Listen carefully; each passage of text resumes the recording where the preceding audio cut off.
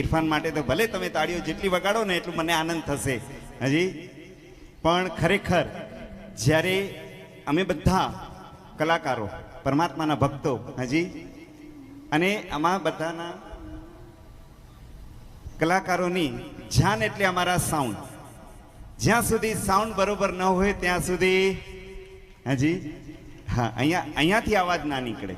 અને અહીંયાથી જ્યારે અવાજ નીકળે ને તો સમજી જવું કે એની અંદર સાઉન્ડનો બહુ મોટો ફાળો છે. અને અમારા ઇમામભાઈ માટે હજી ઈગલ સાઉન્ડ માટે એકવાર જોરદાર તાળીઓ, કારણ કે અમને પણ અંદરથી એવી ફીલ થાય હજી આટલું સુંદર સાઉન્ડ હોય ને, અને સાઉન્ડ તો બધા સારા હોય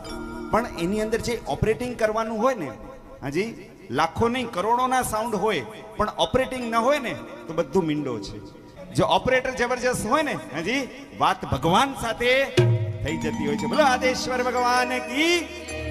જય હો, જય હો.